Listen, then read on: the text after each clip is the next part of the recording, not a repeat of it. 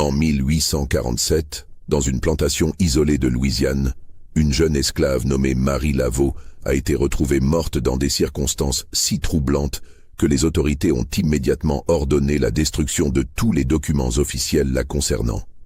Aujourd'hui, 178 ans plus tard, les descendants des familles impliquées refusent toujours de parler de ce qui s'est réellement passé cette nuit-là. Avant de plonger dans cette histoire que beaucoup préféreraient oublier, abonnez-vous à cette chaîne et dites-moi en commentaire de quelle ville vous nous écoutez. Votre soutien permet de faire revivre ces récits ensevelis par le temps et le silence. Ce qui suit n'est pas une légende, ce n'est pas un conte créole embelli par les années. C'est le récit méticuleux d'événements qui ont ébranlé les fondations mêmes d'une société bâtie sur l'oppression et dont les répercussions résonnent encore dans les archives scellées du comté de Saint-Landry. L'année 1842 marquait le début d'une période particulièrement sombre pour la Louisiane. Les plantations de coton et de canne à sucre prospéraient sous un soleil impitoyable, nourries par le sang et la sueur de milliers d'âmes enchaînées. Dans cette région marécageuse du sud, entre Lafayette et Opelousas, s'étendait le domaine Beaumont, une propriété de 3000 hectares qui comptait parmi les plus lucratives de l'État. Le maître des lieux, Édouard Beaumont, était un homme de 45 ans, à la réputation impeccable. Français d'origine, installé en Louisiane depuis 20 ans, il incarnait aux yeux de la société créole le parfait gentleman sudiste. Ses manières raffinées, son éducation parisienne et sa fortune considérable lui avaient ouvert les portes des salons les plus fermés de la Nouvelle-Orléans. Personne n'aurait osé questionner son intégrité ou ses méthodes. Les Beaumont étaient intouchables. La plantation elle-même ressemblait à un petit royaume autonome. La grande maison, bâtie dans le style néoclassique avec ses colonnes blanches immaculées et ses vérandas ombragées, trônait au sommet d'une légère élévation, dominant les champs et les quartiers des esclaves. Derrière cette façade majestueuse se cachait un labyrinthe de dépendances, d'entrepôts et de bâtiments administratifs où se tramaient les affaires véritables de la plantation. Les registres, les contrats, les transactions qui faisaient tourner cette machine à profit étaient méticuleusement consignés dans le bureau du maître, une pièce au mur couvert de livres reliés en cuir et de documents jaunis. Dans ce monde régi par des lois aussi inflexibles que cruelles, les esclaves n'étaient que des chiffres dans les inventaires, des outils vivants dont la valeur se mesurait à leur capacité de travail. Parmi les 183 âmes asservies qui appartenaient à Édouard Beaumont, une jeune femme de 18 ans allait bouleverser l'ordre établi d'une manière que personne n'aurait pu anticiper. Marie Laveau était arrivée à la plantation en 1840, acquise lors d'une vente aux enchères à la Nouvelle-Orléans. Les documents d'achat, l'un des rares papiers qui subsistent encore aujourd'hui dans les archives du comté, indiquent qu'elle avait été vendue par un propriétaire de la paroisse de Saint-Charles pour la somme considérable de $800. Ce prix élevé suggérait des compétences particulières. Effectivement, Marie savait lire, écrire et calculer, une rareté absolue parmi les esclaves de l'époque. Sa mère, elle aussi esclave, avait appartenu à une famille française libérale qui, contre toutes les conventions sociales, avait fait instruire certains de leurs domestiques. Lorsque cette famille était retournée en France, Marie et sa mère avaient été vendues séparément, déchirées l'une de l'autre comme on sépare des animaux. Édouard Beaumont avait immédiatement reconnu la valeur de cette acquisition. Une esclave lettrée pouvait servir à bien plus que le travail des champs. Il l'avait assignée à la grande maison, d'abord comme servante, puis progressivement comme aide dans ses tâches administratives. Marie recopiait des lettres, tenait certains registres secondaires, organisait les documents. Elle évoluait dans l'ombre du maître, silencieuse et efficace, voyant et entendant tout ce qui se tramait dans le sanctuaire du pouvoir. Les autres esclaves la regardaient avec un mélange de méfiance et de respect. Sa proximité avec le maître la plaçait dans une position ambiguë, ni tout à fait l'une d'entre eux, ni intégrée au monde des maîtres. Elle dormait dans une petite chambre adjacente aux cuisines, privilège insigne comparé au baraquement surpeuplé où s'entassaient les travailleurs des champs. Mais ce privilège avait un prix. Marie devait être disponible à toute heure, répondre aux moindres caprices du maître, endurer ses regards de plus en plus insistants. Car voilà la vérité que les beaux discours sur l'honneur sudiste ne pouvaient masquer. Les plantations étaient des territoires de non-droit où les maîtres exerçaient un pouvoir absolu sur les corps et les destins. Les femmes esclaves, en particulier, subissaient une exploitation qui dépassait le simple travail forcé. Elles n'avaient aucun recours, aucune protection, aucune voix. Leur corps appartenait légalement à leur propriétaire. Vers la fin de l'année 1842, les domestiques de la grande maison commencèrent à remarquer que Marie était souvent convoquée dans le bureau du maître tard le soir. Ces convocations se prolongeaient des heures durant. Lorsqu'elle en ressortait, son visage demeurait impénétrable, mais ses mains tremblaient imperceptiblement. Personne n'osait poser de questions. Le silence était la première loi de survie dans une plantation. L'épouse d'Édouard, Célestine Beaumont, une femme de 38 ans issue d'une ancienne famille créole, régnait sur la maisonnée avec une autorité froide et calculatrice. Elle n'était pas dupe de ce qui se passait sous son toit. Les maîtresses de plantation avaient développé une capacité extraordinaire à fermer les yeux sur les transgressions de leurs époux, préférant maintenir les apparences plutôt que d'affronter une vérité humiliante. Mais Célestine observait Marie avec une hostilité grandissante, une haine sourde qui se manifestait par des ordres plus durs, des punitions disproportionnées pour les moindres erreurs. Au printemps 1843, Marie découvrit qu'elle était enceinte. La nouvelle aurait dû rester secrète. Dans le monde clos de la plantation, certaines vérités ne devaient jamais être prononcées à voix haute. Mais les secrets ont une manière de filtrer, de se propager comme une maladie insidieuse dans les cuisines, les buanderies, les quartiers des esclaves. Quelqu'un avait vu, quelqu'un avait compris. Et dans une société obsédée par la pureté du sang et les hiérarchies raciales, un tel scandale pouvait détruire une réputation soigneusement construite. Édouard Beaumont réagit avec la brutalité calculée d'un homme qui avait tout à perdre. Marie fut immédiatement retirée de la grande maison et reléguée au champ, une dégradation qui équivalait à une condamnation à mort lente sous le soleil de Louisiane. Mais ce n'était que le début. Le maître fit venir un médecin de confiance, un homme dont la discrétion était garantie par les nombreux services rendus aux familles de planteurs. Ce médecin administra à Marie une mixture censée provoquer une fausse couche. La jeune femme survécut à cette première tentative, mais son corps fut ravagé par les douleurs et les hémorragies. Contre toute attente, la grossesse continua. L'enfant s'accrochait à la vie avec une ténacité qui frustrait les plans du maître. Édouard devint de plus en plus nerveux, irritable. Ses affaires commençaient à en souffrir. Des rumeurs circulaient dans les salons de la Nouvelle-Orléans. Certains associés prenaient leur distance. Le scandale menaçait d'éclater au grand jour. C'est à cette période que Célestine Beaumont prit les choses en main. Contrairement à son mari qui agissait dans la panique, elle élabora un plan méthodique et implacable. Elle convoqua dans son salon privé plusieurs figures clés de la plantation. Le contremaître principal, le médecin et un homme nommé Auguste de la Croix, un avocat spécialisé dans les questions de propriété et de succession qui avait déjà rendu de nombreux services discrets à la famille. Les détails de cette réunion nous sont parvenus par un témoignage extraordinaire, celui de Joséphine, une esclave domestique qui servait le thé ce jour-là et qui, des décennies plus tard, raconta ce qu'elle avait entendu à son petit-fils. Ce témoignage, consigné dans une lettre conservée aux archives historiques de Louisiane mais rarement consultée, est l'une des rares sources directes qui nous permettent de reconstituer cette histoire. Selon Joséphine, Célestine avait parlé avec un calme glaçant. Cette situation doit être résolue de manière définitive. Je ne veux plus entendre parler de cette fille, ni de ce qu'elle porte.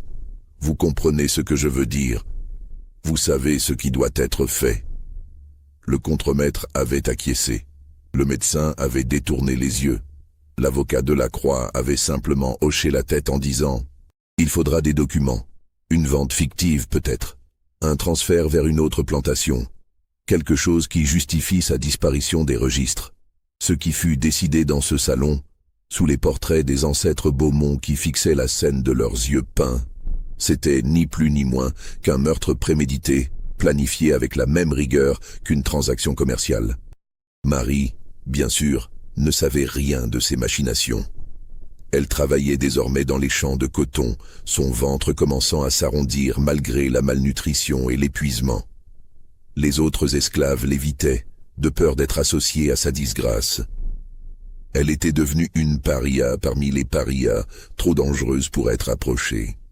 Seule une vieille femme nommée Esther, qui avait vu trop de drames similaires au cours de ses 60 années d'esclavage, osait lui parler parfois, lui glissant un peu de nourriture supplémentaire, murmurant des prières en créole.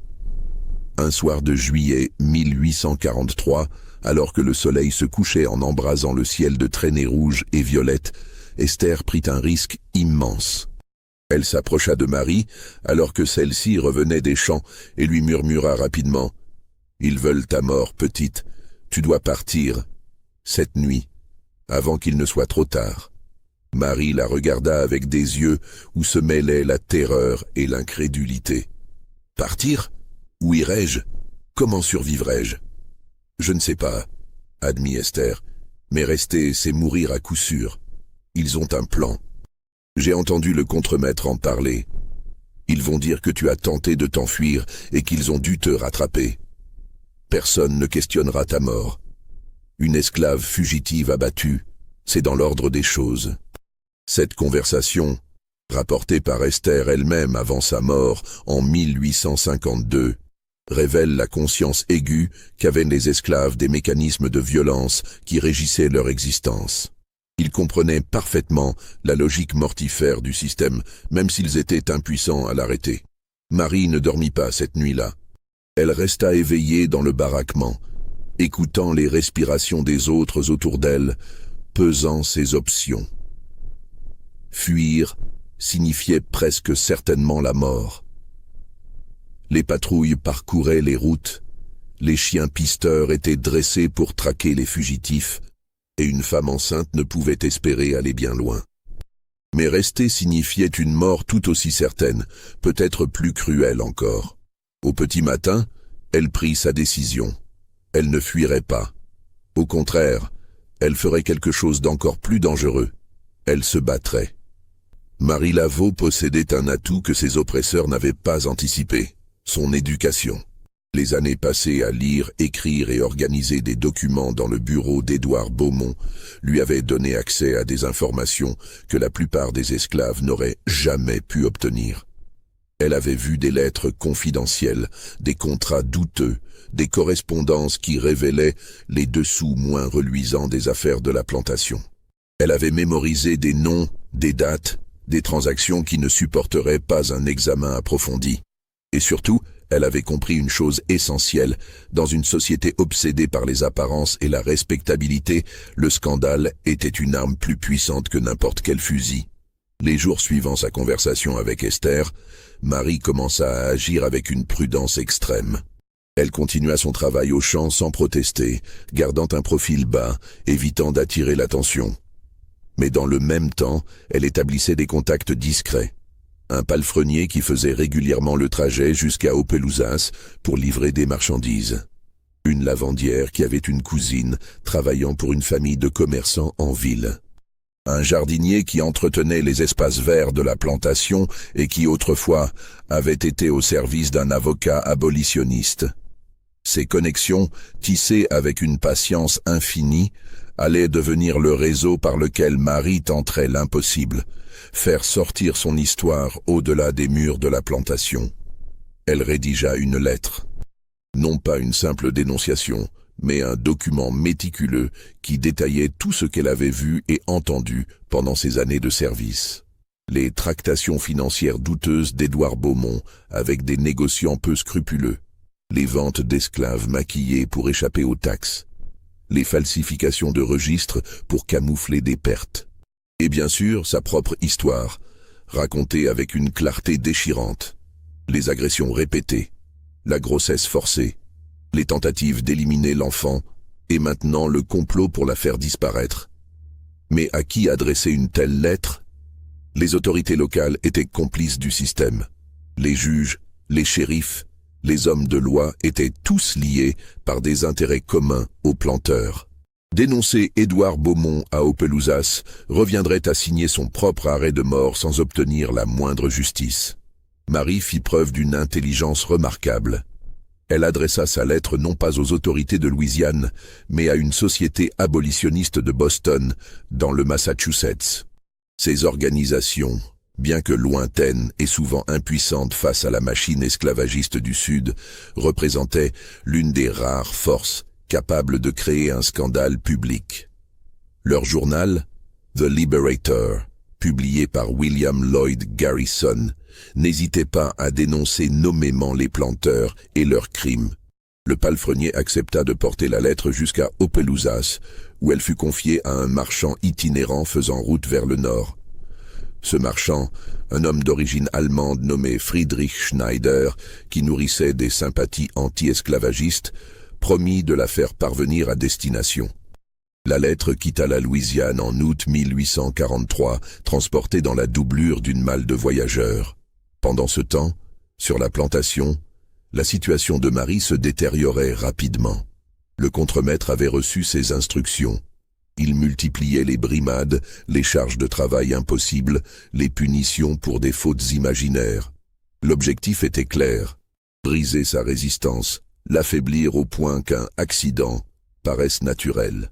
Un après-midi de septembre, alors que Marie peinait sous le poids d'un sac de coton, le contremaître la frappa violemment avec son fouet, visant délibérément son ventre. Elle s'effondra, crachant du sang. Plusieurs esclaves se précipitèrent pour l'aider, mais le contremaître les repoussa brutalement. « Laissez-la. Elle apprend ce qui arrive à celles qui se croient au-dessus de leurs conditions. » Marie fut traînée jusqu'à l'infirmerie de la plantation, une bâtisse délabrée, où les esclaves malades étaient parqués avec un minimum de soins. Le médecin l'examina sommairement et déclara qu'elle avait probablement perdu l'enfant. Mais encore une fois, contre toute attente, le cœur du bébé continuait de battre. Cette résilience extraordinaire commençait à inquiéter sérieusement Célestine Beaumont. C'est alors qu'intervint un événement que personne n'avait prévu. La lettre de Marie arriva à Boston fin septembre. Elle fut lue par plusieurs membres éminents de la société abolitionniste qui reconnurent immédiatement son potentiel explosif. Ici se trouvait un témoignage direct, détaillé, écrit de la main même d'une victime du système esclavagiste. Les noms étaient réels, les faits vérifiables, les accusations suffisamment graves pour attirer l'attention nationale. William Lloyd Garrison décida de publier la lettre dans le numéro du 8 octobre 1843 de The Liberator. Le titre hurlait « Les crimes cachés d'un gentleman de Louisiane, témoignage d'une esclave persécutée ». L'article fit l'effet d'une bombe dans les cercles abolitionnistes du Nord. Des meetings furent organisés à Boston, Philadelphie, New York. Des pétitions commencèrent à circuler réclamant une enquête fédérale. Bien sûr, dans le Sud, ces protestations étaient accueillies avec mépris et hostilité. Mais pour la première fois, le nom d'Édouard Beaumont était publiquement associé à des accusations infamantes. La nouvelle de la publication mit plusieurs semaines à atteindre la Louisiane. Ce fut un voyageur de commerce de retour de New York qui, début novembre, mentionna l'affaire dans un salon de la Nouvelle-Orléans. Les détails se répandirent rapidement dans la communauté créole. Édouard Beaumont l'apprit par une lettre de son banquier, un homme qui s'inquiétait des répercussions possibles sur les affaires de la famille. La réaction d'Édouard fut d'abord l'incrédulité, puis la rage. Comment cette esclave avait-elle pu faire sortir une lettre de la plantation? Qui l'avait aidée? Comment avait-elle osé le défier ainsi? Sa première impulsion fut d'ordonner son exécution immédiate. Mais Célestine, toujours plus calculatrice, l'en dissuada. Si elle meurt maintenant, cela confirmera tout ce qu'elle a écrit. Ils diront que nous l'avons tuée pour la faire taire. Non, il faut être plus subtil. L'avocat Auguste Delacroix fut convoqué d'urgence. Il analysa la situation avec le pragmatisme froid d'un homme habitué à étouffer les scandales. « Le problème, dit-il, c'est que cette lettre contient des informations précises sur vos transactions. Si une enquête était ouverte, certains de vos livres de compte pourraient être examinés. Ce serait embarrassant. Édouard blêmit.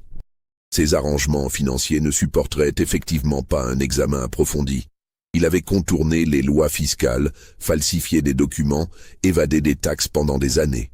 Une enquête fédérale le ruinerait, scandale ou pas. « Que proposez-vous » demanda-t-il. Delacroix réfléchit un moment. « Nous devons discréditer la source, faire passer cette lettre pour une fabrication. Une manipulation des abolitionnistes qui utilisent une esclave pour servir leur propagande. Nous pouvons produire des témoignages affirmant que cette Marie Laveau est mentalement dérangée, qu'elle a toujours eu des tendances mythomanes. Nous pouvons même suggérer qu'elle n'a jamais écrit cette lettre, que les abolitionnistes l'ont rédigée eux-mêmes.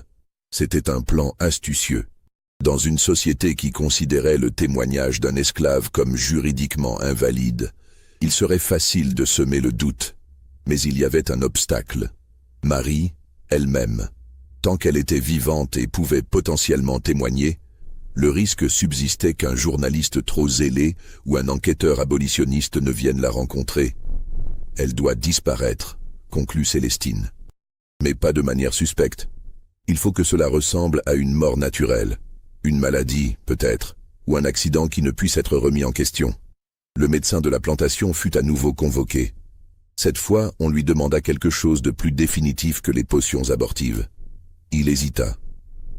Empoisonner une esclave était une chose, organiser un meurtre déguisé en était une autre. Mais les Beaumont avaient des moyens de pression considérables. Le médecin avait lui-même des secrets, des erreurs médicales qu'il préférait garder enfouies. Il accepta. Le plan était simple, mais efficace. Marie recevrait quotidiennement un traitement censé l'aider à se rétablir de ses blessures. En réalité, ces doses progressives de poison à base d'arsenic et de plomb la mineraient lentement, créant les symptômes d'une défaillance organique naturelle. Sa mort ne susciterait aucune suspicion. Une esclave affaiblie, enceinte, soumise à des conditions de travail éprouvantes, succombant à une fièvre ou une infection, était un événement banal. Le traitement commença mi-novembre. Marie sentit presque immédiatement que quelque chose n'allait pas. Les nausées, les vertiges, les douleurs abdominales s'intensifiaient après chaque visite du médecin. Elle comprit qu'ils tentèrent de la tuer lentement. Mais elle était piégée. Refuser le traitement aurait immédiatement éveillé les soupçons et précipité une action plus brutale. C'est dans cette période de désespoir qu'elle trouva un allié inattendu. Thomas Beaumont, le fils aîné d'Édouard et Célestine. Thomas avait 22 ans. Il avait été éduqué dans les meilleures institutions de la Nouvelle-Orléans et avait passé 2 ans en France pour parfaire son éducation. Contrairement à ses parents, il avait été exposé aux idées progressistes qui circulaient en Europe. Il ne partageait pas les convictions abolitionnistes radicales, mais il était profondément mal à l'aise avec la brutalité du système esclavagiste tel qu'il était pratiqué sur la plantation familiale.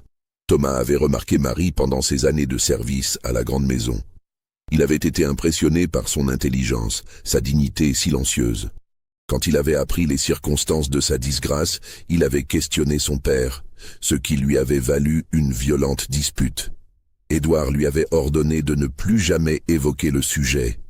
Mais Thomas observait. Il voyait les regards échangés entre sa mère et le médecin. Il remarquait la détérioration rapide de Marie. Un soir, il croisa Esther dans les jardins et lui posa directement la question. « Ils vont la tuer, n'est-ce pas ?» Esther, après un long silence, hocha la tête. « Ils l'ont déjà commencé, monsieur Thomas. Le poison agit lentement. » Ce fut pour Thomas un moment de vérité déchirant. Il aimait ses parents, même s'il désapprouvaient leur méthode. Mais il se trouvait face à un choix moral incontournable. Devenir complice d'un meurtre par son silence ou agir contre sa propre famille. Thomas Beaumont n'était pas un héros. Il n'était pas prêt à renoncer à son héritage, à sa position sociale, à tout ce qui faisait son identité. Mais il n'était pas non plus capable de rester passif face à ce qu'il percevait comme une monstruosité morale. Il décida donc de naviguer dans une zone grise périlleuse. Aider Marie, sans trahir ouvertement sa famille. Sa première action fut d'intercepter le médecin avant l'une de ses visites à l'infirmerie. Thomas le confronta dans les écuries, loin des oreilles indiscrètes. « Je sais ce que vous faites, » dit-il simplement. « Je sais ce que ma mère vous a demandé. » Le médecin, un homme nommé Bertrand Cossette, devint livide. « Monsieur Thomas, je ne vois pas de quoi vous parlez. Je soigne simplement une patiente gravement malade. »« Ne me prenez pas pour un imbécile, » répliqua Thomas d'un ton glacial. « J'ai vu vos flacons. J'ai lu suffisamment de traités médicaux pour reconnaître les symptômes d'un empoisonnement progressif. Vous allez arrêter immédiatement. » Le docteur Cossette se retrouva dans une position impossible. S'il obéissait à Thomas, il s'exposait à la colère de Célestine Beaumont, une femme infiniment plus dangereuse que son fils. Mais s'il refusait, Thomas pourrait révéler ce qu'il savait. Après un moment de réflexion fébrile, le médecin proposa un compromis. « Je vais réduire progressivement les doses. Assez pour qu'elle survive, mais pas assez pour que votre mère remarque un changement trop brutal dans son état. Cela vous convient-il » Thomas acquiesça, conscient qu'il ne pouvait espérer mieux sans déclencher une crise familiale ouverte. Pendant ce temps, l'affaire continuait de faire des vagues dans le Nord. Le journal The Liberator publia 2 articles de suivi, détaillant encore plus précisément les accusations contre Édouard Beaumont. Des sociétés abolitionnistes de plusieurs États adressèrent des lettres officielles au gouverneur de Louisiane, exigeant une enquête. Le gouverneur, Alexandre Mouton, un défenseur convaincu de l'institution esclavagiste, rejeta ces demandes avec mépris, les qualifiant de propagande nordiste sans fondement. Mais le scandale avait des répercussions concrètes. Plusieurs associés commerciaux d'Édouard commencèrent à prendre leur distance. Des contrats furent suspendus. La banque qui finançait ces opérations demanda des garanties supplémentaires. La respectabilité sociale sur laquelle reposait tout son empire commençait à se fissurer. Célestine comprit que leur stratégie devait évoluer. Elle organisa une campagne de contre-attaque sophistiquée. Des articles furent publiés dans les journaux de La Nouvelle-Orléans, Bâton Rouge et même Natchez, tous présentant Édouard Beaumont comme une victime d'une campagne de diffamation orchestrée par des fanatiques abolitionnistes. Des témoignages d'esclaves satisfaits de la plantation furent fabriqués et publiés, louant la générosité et la bonté de leur maître. L'avocat Delacroix alla plus loin. Il commença à construire un dossier alternatif sur Marie Laveau, une contre-narration destinée à la discréditer complètement. Selon cette version, Marie était une esclave problématique depuis son arrivée, sujette à des délires, ayant déjà tenté de manipuler ses précédents propriétaires avec des mensonges. La lettre à Boston n'était qu'une nouvelle manifestation de sa nature perverse et trompeuse. Ces documents furent soigneusement archivés, prêts à être produits si jamais une enquête officielle était ouverte. Mais Célestine savait que la meilleure garantie restait l'élimination de la source elle-même. En décembre 1843, Marie était à l'agonie. Malgré la réduction des doses de poison orchestrées par Thomas, les dommages accumulés étaient considérables. Son corps, déjà affaibli par les violences et les privations, ne pouvait plus résister. Elle perdait du poids de manière alarmante. Sa peau prenait une teinte jaunâtre. Elle souffrait de convulsions sporadiques. Et pourtant, l'enfant en elle continuait de se développer. Ce paradoxe médical stupéfiait le docteur Cossette lui-même. Comment un fœtus pouvait-il survivre alors que la mère était si proche de la mort? C'était comme si une volonté obstinée, un instinct de survie primordial, maintenait cette vie contre toute logique biologique. Esther passait ses nuits au chevet de Marie, défiant les ordres du contremaître. Elle lui donnait de l'eau, épongeait son front brûlant de fièvre, murmurait des prières dans le créole de son enfance. « Tiens bon, petite », lui disait-elle. Ton histoire est sortie. Elle est dans le monde maintenant. Ils ne peuvent plus l'étouffer complètement. Mais Marie savait que son histoire ne suffirait pas. Des mots imprimés dans un journal du Nord ne changeraient rien au système qu'il avait broyé. Elle serait oubliée, un nom parmi des milliers d'autres victimes anonymes, à moins qu'elle ne laisse quelque chose de plus tangible, de plus incontestable. C'est dans cet état de lucidité fébrile que Marie prit une décision finale extraordinaire. Elle demanda à Esther de lui apporter du papier et de l'encre. La vieille femme hésita, craignant que cela n'aggrave son état, mais finit par céder face à l'insistance de Marie. Si cette histoire vous bouleverse autant qu'elle devrait le faire, prenez un moment pour liker cette vidéo et dites-moi en commentaire ce que vous pensez qu'a écrit Marie dans ce qui allait devenir son ultime témoignage. Votre engagement permet de faire connaître ces récits que certains préféreraient voir rester enterrés. Ce que Marie rédigea au cours de plusieurs nuits de souffrance n'était pas une simple lettre. C'était un testament détaillé, un document juridique dans lequel elle consignait tout ce qu'elle savait sur les malversations financières d'Édouard Beaumont. Les comptes falsifiés, les ventes d'esclaves non déclarées, les accords commerciaux frauduleux. Mais surtout, elle y incluait une confession écrite de sa grossesse, identifiant clairement Édouard comme le père de l'enfant qu'elle portait. Elle savait que ce document avait peu de chances de servir dans un tribunal de Louisiane, où son témoignage n'avait aucune valeur légale. Mais elle pariait sur l'avenir.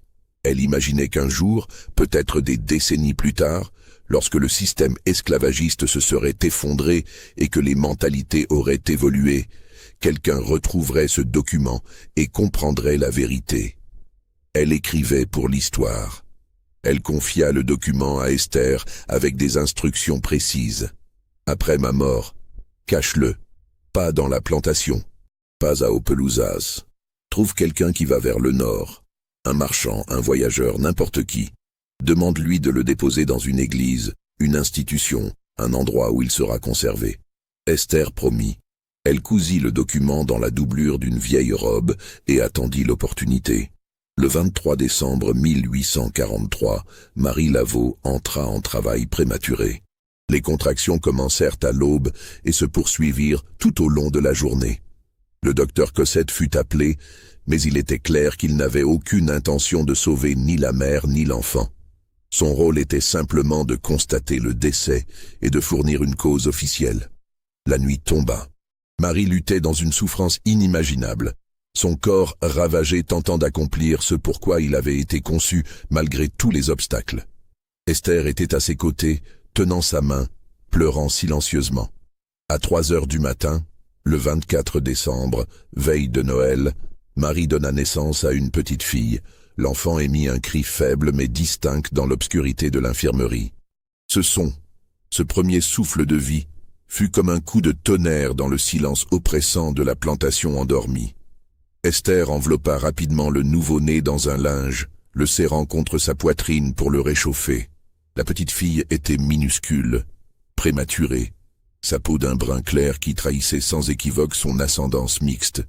Marie, épuisée au-delà de toute description, trouva la force de lever la main vers son enfant. Esther déposa délicatement le bébé contre sa poitrine.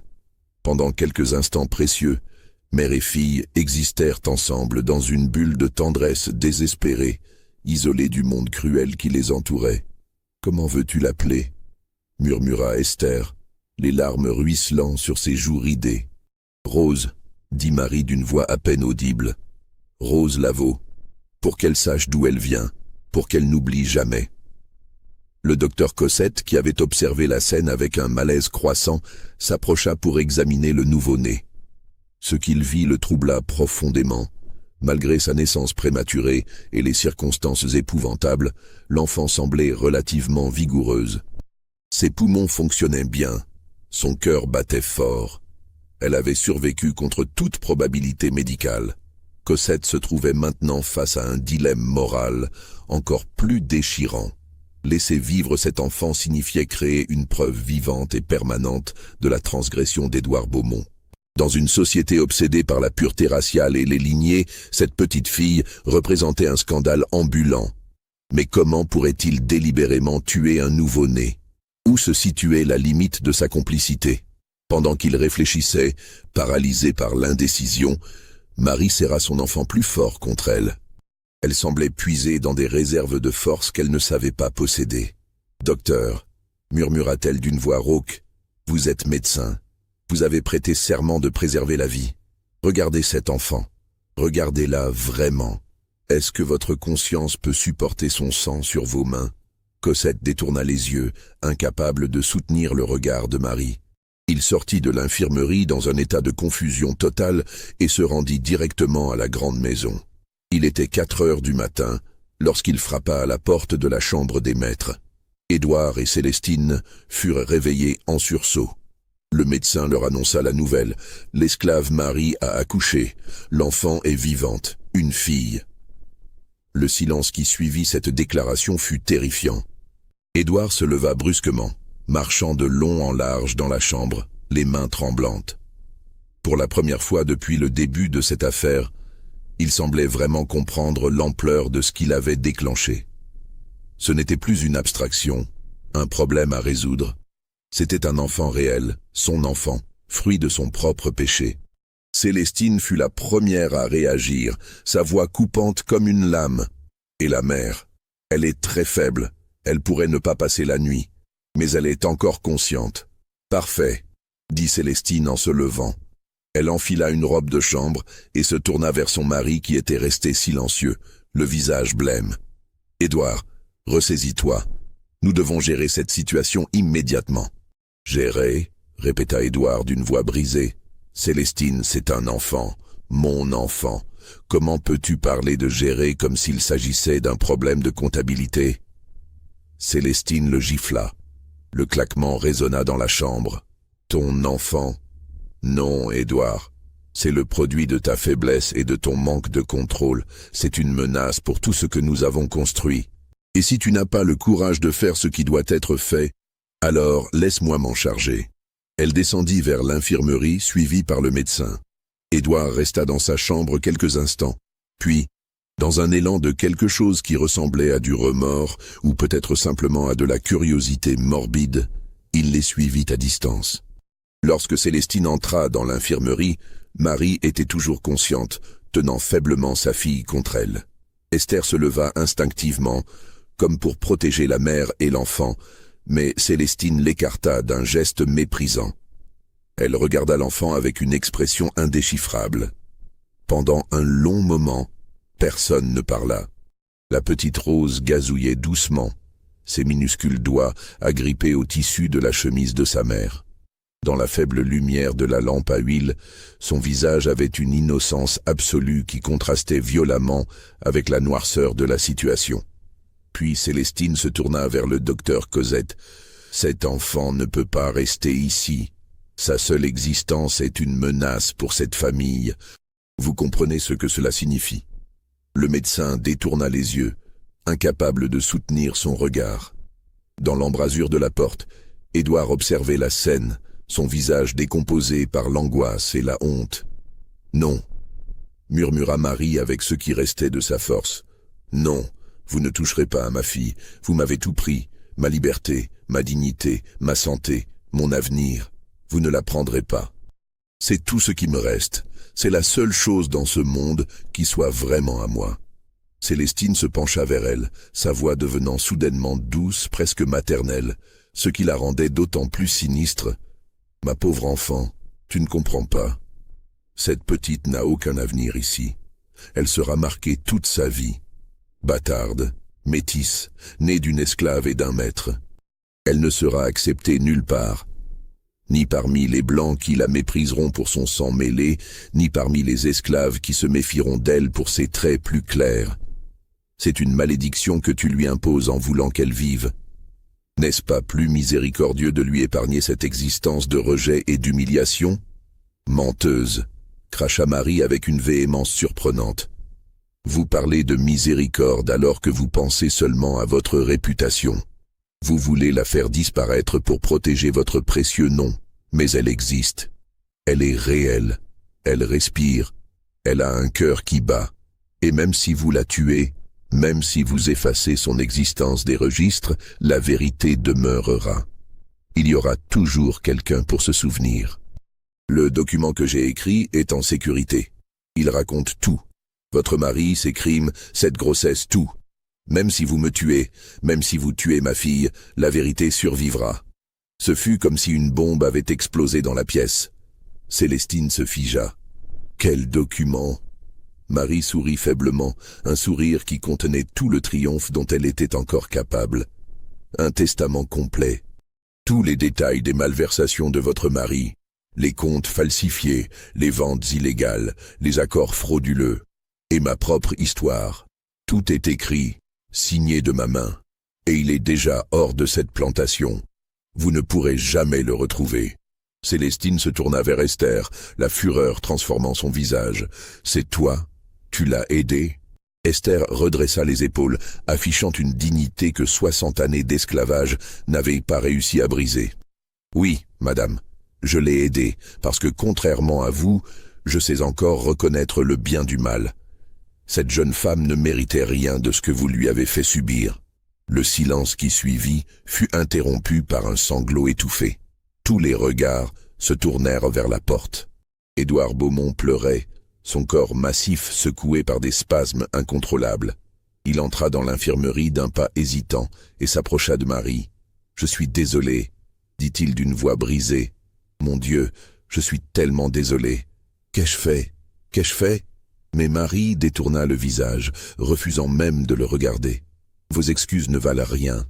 Vous avez détruit ma vie par votre égoïsme et votre lâcheté. Maintenant, vivez avec ce poids jusqu'à votre dernier souffle. » C'est alors qu'intervint Thomas Beaumont.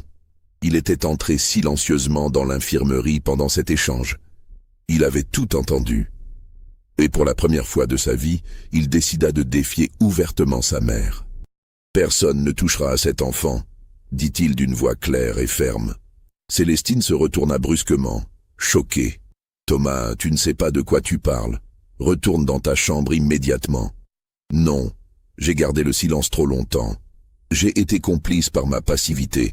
J'ai vu les souffrances infligées à cette femme et je n'ai rien fait. J'ai su pour le poison et je n'ai agi qu'à moitié. Mais cela s'arrête maintenant. Cet enfant vivra. Je vous le jure sur mon honneur. » « Ton honneur ?» ricana Célestine. « Et comment exactement comptes-tu arranger cela? Tu vas l'adopter? L'élever comme ta sœur?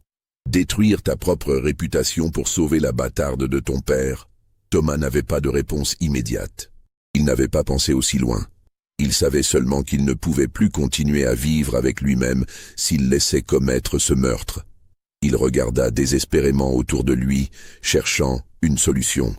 Ce fut Esther qui, avec une sagesse née de décennies de navigation dans les eaux dangereuses de l'esclavage, proposa une solution. Il y a une famille libre de couleur à la Nouvelle-Orléans. Les Durand. Ils prennent parfois des enfants. Personne ne poserait de questions si un bébé métis arrivait chez eux. On pourrait dire que c'est l'enfant d'une cousine décédée. L'enfant vivrait, mais loin d'ici, dans un monde où personne ne ferait le lien avec cette famille. Célestine évalua rapidement cette option. Faire disparaître l'enfant en l'envoyant discrètement à la Nouvelle-Orléans pourrait effectivement résoudre le problème sans créer de scandale supplémentaire. Personne ne ferait le lien entre une famille de couleur libre de la ville et les Beaumont. L'enfant existerait, mais dans un monde totalement séparé, sans jamais pouvoir revendiquer son héritage ou menacer la famille. Elle regarda son mari effondré, son fils rebelle, puis la femme mourante qui la fixait avec une intensité brûlante. Un calcul rapide lui fit comprendre qu'elle avait perdu le contrôle de la situation. Trop de gens savaient maintenant, trop de témoins. Un meurtre d'enfant serait impossible à cacher. « Très bien, » dit-elle finalement d'une voix glaciale. « Organise cela. Mais je veux que ce soit fait discrètement et rapidement, demain soir au plus tard. Et cette personne, elle désigna Marie avec dégoût, ne doit parler à personne d'autre. Vous comprenez ce que je veux dire, docteur Cossette ?» Le médecin hocha la tête misérablement, comprenant qu'on lui demandait de s'assurer que Marie ne survive pas assez longtemps pour témoigner davantage. Célestine sortit sans un regard de plus pour Marie ou l'enfant. Édouard la suivit comme un automate, brisé par le poids de sa culpabilité. Le docteur Cossette hésita un moment, puis s'éclipsa à son tour, laissant Thomas et Esther seuls avec Marie et le bébé. Thomas s'approcha de Marie et s'agenouilla près d'elle. « Je suis désolé, » dit-il simplement. « Je suis désolé pour tout ce qui t'est arrivé. Je sais que cela ne change rien, que mes mots sont vides. Mais je veux que tu saches que je vais m'assurer qu'elle soit en sécurité. Les Durand sont de bonnes gens. Ta fille aura une chance. Une vraie chance. » Marie le regarda avec des yeux où se mêlaient l'épuisement, la douleur et une lueur de quelque chose qui ressemblait presque à de la gratitude. « Promets-moi une chose, » murmura-t-elle. « Promets-moi qu'elle saura qui était sa mère. Qu'on lui dira la vérité quand elle sera assez grande pour comprendre. Qu'elle saura que je l'ai aimée. Qu'elle saura que j'ai lutté pour elle jusqu'à mon dernier souffle. » Thomas hésita, conscient de la promesse dangereuse qu'elle lui demandait. Mais en regardant ce bébé innocent et cette mère mourante qui avait enduré tant de souffrances, il ne put faire autrement. « Je te le promets. Sur mon âme, je te le promets. » Esther passa le reste de la nuit avec Marie, tenant le petit Rose dans ses bras, pendant que la mère glissait lentement vers l'inconscience. Marie utilisait ses dernières forces pour regarder son enfant, mémorisant chaque détail de son visage, comme si elle pouvait emporter cette image avec elle dans la mort.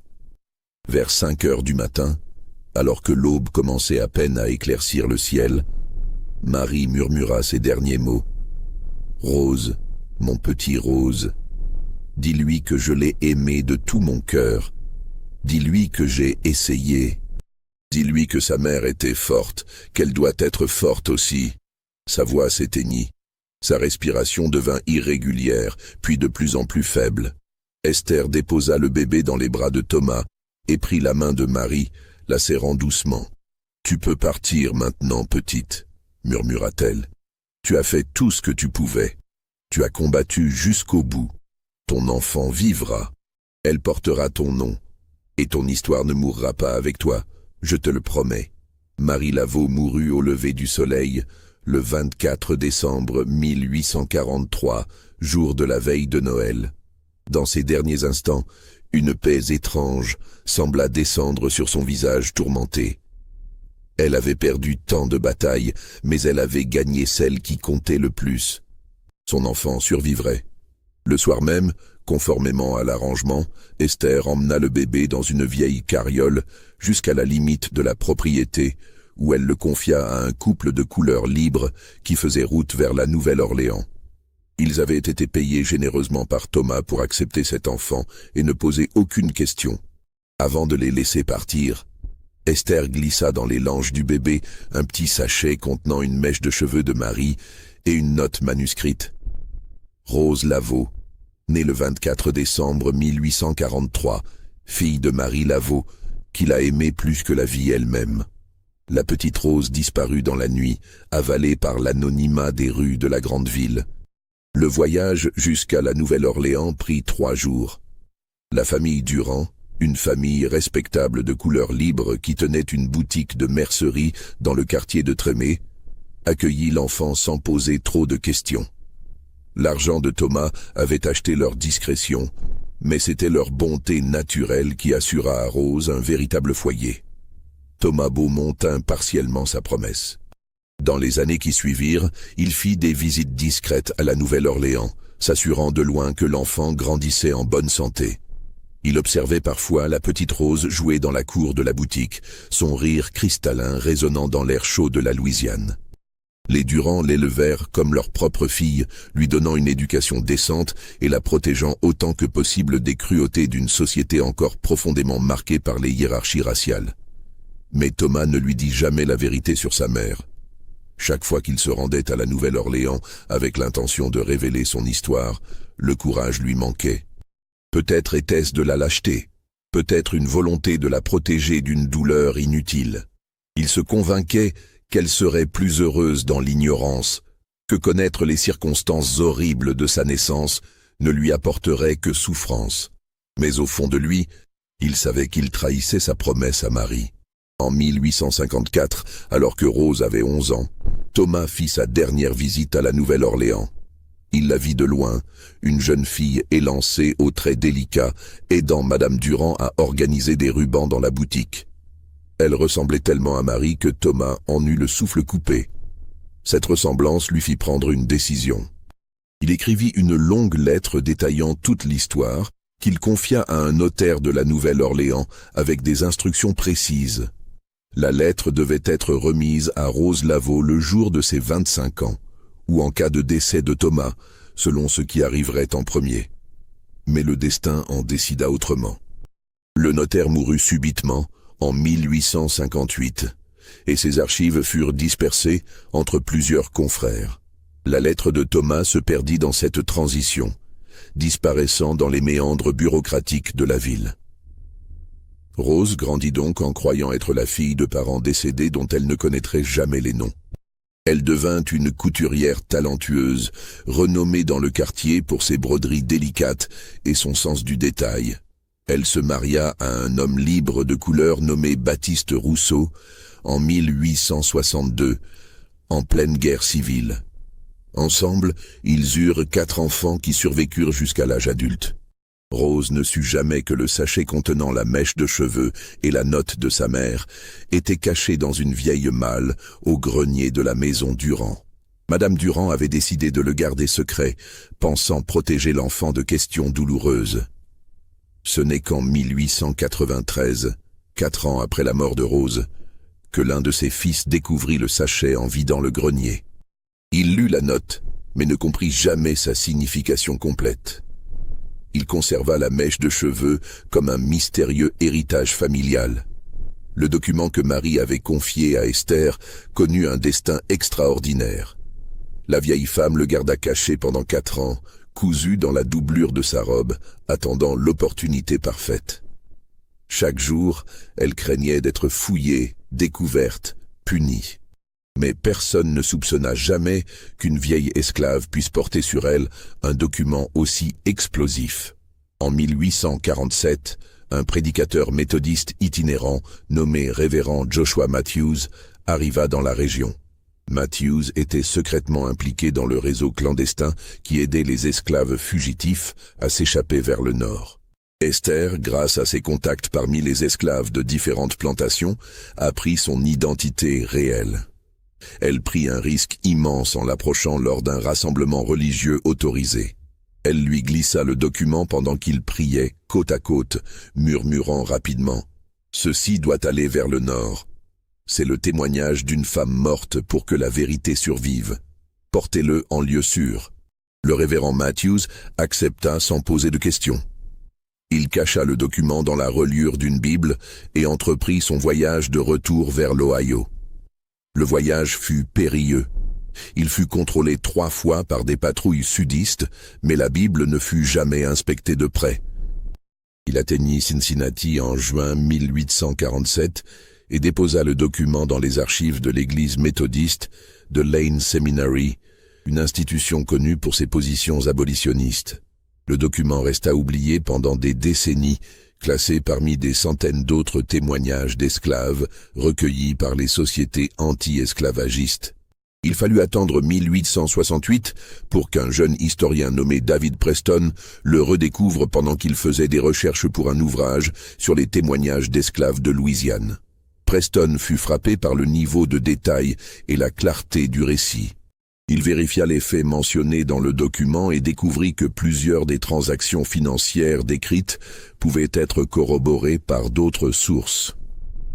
Preston publia le document dans son ouvrage intitulé « Voix de l'esclavage, témoignage direct de la Louisiane d'avant-guerre », publié en 1869. Mais à cette époque, tous les principaux protagonistes étaient déjà morts ou très âgés. L'ouvrage eut une diffusion limitée, principalement dans les cercles académiques du Nord. Dans le Sud, en pleine reconstruction, personne ne voulait remuer ces histoires douloureuses. Édouard Beaumont ne se remit jamais vraiment du scandale. Bien que l'affaire n'ait jamais donné lieu à une enquête officielle, sa réputation fut irrémédiablement ternie. Plusieurs associés commerciaux rompirent leurs liens avec lui. Sa fortune déclina progressivement. Il sombra dans l'alcoolisme et devint de plus en plus isolé. Ses dernières années furent marquées par une paranoïa croissante. Il était convaincu que Marie le hantait, qu'elle reviendrait réclamer vengeance. Il mourut en 1855 d'une crise cardiaque, seul dans son bureau, entouré de livres de contes qu'il révisait obsessionnellement, cherchant à effacer les traces de ses crimes. Célestine lui survécut 15 ans. Elle maintint les apparences jusqu'au bout, refusant obstinément de reconnaître que quoi que ce soit d'irrégulier s'était produit sous son toit. Elle réorganisa les finances de la plantation, vendit certaines terres, consolida ce qui pouvait l'être. Mais la guerre civile détruisit finalement ce qui restait de l'Empire Beaumont. Lorsque l'esclavage fut aboli, la plantation devint économiquement non viable. Célestine mourut en 1870, amère et diminuée, dans une maison qui tombait en ruine autour d'elle. Elle emporta ses secrets dans la tombe, sans jamais exprimer le moindre remords. Thomas Beaumont, lui, fut rongé par la culpabilité toute sa vie. Après la guerre, incapable de continuer à vivre sur une terre souillée par tant de souffrances, il quitta la Louisiane et s'installa à Paris en 1866. Il vécut dans un appartement modeste du Marais, travaillant comme traducteur et enseignant d'anglais. Il n'eut jamais d'enfant, ne se maria jamais.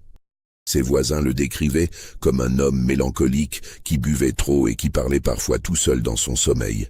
Avant sa mort, en 1878, il écrivit une longue confession détaillant les événements de 1843. Ce document fut découvert dans ses papiers personnels par son logeur, un homme nommé Monsieur Leblanc qui, ne comprenant pas l'importance de ce qu'il avait trouvé, le vendit à un marchand de vieux papiers. Le document changea de main plusieurs fois avant d'être finalement acheté par un collectionneur américain en 1885. Ce collectionneur, réalisant sa valeur historique, le donna à la bibliothèque de l'université de Tulane, à la Nouvelle-Orléans, où il se trouve encore aujourd'hui, catalogué sous la référence « Manuscrit Beaumont, confession personnelle, circa 1878 ».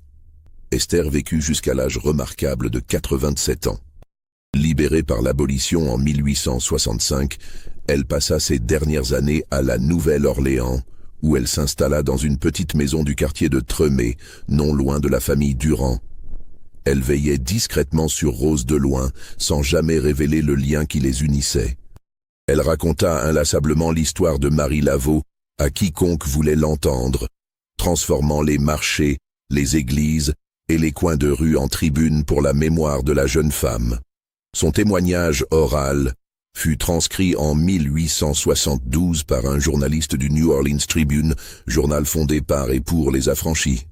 L'article fut publié sous le titre « Mémoire d'une survivante ». Le témoignage d'Esther Washington sur les crimes cachés de l'esclavage.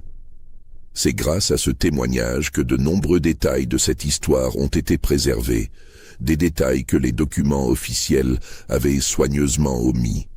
Esther mourut en 1882, entourée de membres de la communauté affranchie qui la considéraient comme une gardienne de la mémoire. Ses derniers mots furent « Dites à Rose, quelqu'un doit lui dire ». Mais personne ne comprit vraiment ce qu'elle voulait dire. Le docteur Bertrand Cossette disparut des registres après 1850. Les dernières traces de lui indiquent qu'il avait quitté la Louisiane pour le Texas, peut-être incapable de vivre avec le poids de ce qu'il avait fait. Certaines rumeurs non confirmées suggèrent qu'il aurait changé de nom et exercé la médecine dans une petite ville frontalière jusqu'à sa mort. Aucune trace officielle de lui n'existe après 1850. L'avocat Auguste Delacroix, quant à lui, prospéra pendant la reconstruction en servant les deux camps selon ses intérêts. Il mourut riche et respecté en 1873, sans avoir jamais été inquiété pour son rôle dans l'affaire Beaumont. Ses archives personnelles furent détruites par ses héritiers, effaçant ainsi toute trace de ses actions les plus compromettantes. Quant à Rose Laveau, elle mourut en 1889 à l'âge de 45 ans, d'une pneumonie qui emporta également son plus jeune fils. Elle fut enterrée dans le cimetière Saint-Louis numéro 2, dans une tombe modeste marquée simplement « Rose Rousseau, épouse et mère bien-aimée ». Ses enfants et petits-enfants dispersés dans toute la Louisiane, portant d'autres noms de famille, ne surent jamais qu'il descendait d'une femme qui avait osé défier l'un des systèmes les plus brutaux de l'histoire humaine. L'un de ses petits-fils, Armand Rousseau, devint un militant des droits civiques dans les années 1920, luttant contre les lois Jim Crow en Louisiane. Il ne sut jamais que son arrière-grand-mère avait mené un combat similaire dans des circonstances infiniment plus dangereuses. Cette ignorance est peut-être la plus grande tragédie de toutes. Les descendants de Marie et Rose continuèrent son combat sans savoir qu'ils portaient en eux l'héritage de sa résistance. Les archives officielles du comté de Saint-Landry contiennent peu d'informations sur cette affaire. Le registre de décès de Marie Laveau existe toujours, une simple ligne dans un livre poussiéreux. Marie, esclave, 20 ans, décédée de fièvre puerpérale, 24 décembre 1843. Aucune mention de l'enfant, aucune mention des circonstances réelles. C'est comme si Rose n'avait jamais existé dans les archives officielles de la plantation Beaumont. Mais dans les archives de la Société historique de Louisiane, dans les collections de témoignages d'esclaves rassemblés après la guerre, dans les documents dispersés à travers plusieurs institutions, dans la confession de Thomas à Tulane, dans le témoignage d'Esther publié dans le Tribune, dans le document original de Marie conservé à Lane Seminary, les fragments de cette histoire subsistent. Il faut de la patience, de la détermination et une volonté de creuser au-delà des récits officiels pour les assembler. Mais ils sont là, témoignages silencieux d'une injustice parmi des millions d'autres. Aujourd'hui, si vous visitez les environs d'Opelousas en Louisiane, vous ne trouverez aucune trace de la plantation Beaumont. Les bâtiments ont été détruits, le terrain subdivisé et vendu à différents propriétaires au fil des décennies. La grande maison elle-même fut incendiée en 1868, pendant la reconstruction, dans des circonstances jamais élucidées. Certains disent que c'était un acte de vengeance d'anciens esclaves. D'autres parlent d'un simple accident. Les ruines furent finalement rasées en 1912. L'endroit où se trouvait l'infirmerie où Marie est morte est maintenant un champ de soja. Rien ne marque l'emplacement. Aucune plaque commémorative, aucun monument. L'histoire de Marie Laveau n'est pas enseignée dans les écoles de Louisiane. Son nom n'apparaît dans aucun manuel d'histoire mainstream. Mais les historiens spécialisés dans la période de l'esclavage connaissent son histoire. Les archives attestent de son existence, de sa lettre aux abolitionnistes, de sa mort. Les documents sont fragmentaires, dispersés, parfois contradictoires. Mais ils existent. La question qui hante cette histoire, la question que chaque chercheur finit par se poser, c'est: combien d'autres Marie Laveau y a-t-il eu? Combien de femmes dont les histoires ont été effacées des registres, dont les vies ont été réduites au silence, dont les enfants ont été dispersés sans laisser de traces? Le système esclavagiste n'était pas seulement une institution économique. C'était une machine à détruire les histoires, à effacer les identités, à réduire des êtres humains à des lignes dans des livres de contes. Le cas de Marie Laveau est exceptionnel, non pas parce qu'elle a souffert de manière unique, mais parce que sa voix a réussi à nous parvenir malgré tous les efforts pour la faire taire. Son histoire nous rappelle que derrière chaque statistique sur l'esclavage, derrière chaque chiffre abstrait mentionnant le nombre d'esclaves importés ou vendus, il y avait des personnes réelles, des femmes et des hommes avec des espoirs, des peurs, des talents, des amours, des gens qui résistaient comme ils le pouvaient, avec les maigres outils dont ils disposaient. Marie a résisté avec les seules armes qu'elle possédait, les mots. Dans une société qui niait son humanité, qui refusait de reconnaître sa voix, elle a écrit, elle a témoigné, elle a créé un document qui a survécu à ses bourreaux. C'est un acte de résistance d'une puissance extraordinaire. Cette histoire vous laisse-t-elle des questions sans réponse? Pensez-vous que tout ce que vous venez d'entendre s'est réellement passé? Dites-le moi en commentaire. Si ce récit vous a touché, abonnez-vous à cette chaîne pour découvrir d'autres histoires oubliées que l'histoire officielle a tenté d'enterrer. Partagez cette vidéo avec ceux qui ont besoin de comprendre que derrière les récits lisses et épurés qu'on nous enseigne, se cachent des vérités bien plus sombres et complexes. L'histoire de Marie Laveau n'est pas un conte moral avec une fin satisfaisante. C'est un fragment de vérité arraché à l'oubli, Un témoignage de la capacité humaine à infliger la souffrance, mais aussi de la résilience extraordinaire de ceux qui refusent d'être réduits au silence. C'est une histoire qui devrait être enseignée dans les écoles, non pas pour cultiver la culpabilité, mais pour honorer la mémoire de ceux qui ont été écrasés par un système inhumain et pour nous rappeler la vigilance constante qu'exige la protection de la dignité humaine. Les descendants de Rose Lavaux, s'ils existent encore aujourd'hui, ne savent probablement pas qu'ils portent en eux l'héritage de cette femme courageuse. Ils vivent leur vie sans connaître l'origine de leur lignée, ignorant le prix terrible que leur ancêtre a payé pour leur existence même. Et c'est peut-être là le plus grand crime de tous. Non seulement ces systèmes oppressifs ont détruit des vies, mais ils ont aussi volé aux générations futures le droit de connaître leur propre histoire, de comprendre d'où elles viennent, de porter avec fierté le nom de ceux qui ont lutté pour leur survie. Marie Laveau voulait que sa fille sache qui elle était. Elle voulait que la vérité survive. Dans une certaine mesure, elle a réussi. Son histoire existe encore, fragmentaire et incomplète certes, mais réelle. Elle est là, dans ses archives poussiéreuses, dans ses témoignages oubliés, dans ses documents éparpillés. Et maintenant, vous la connaissez aussi. Vous êtes les gardiens de cette mémoire. En écoutant cette histoire, en la partageant, vous accomplissez le vœu que Marie a formulé dans ses derniers moments. Que quelqu'un se souvienne, que la vérité ne meure pas avec elle. L'histoire que l'Amérique a refusé d'enseigner dans ses écoles est maintenant la vôtre à transmettre.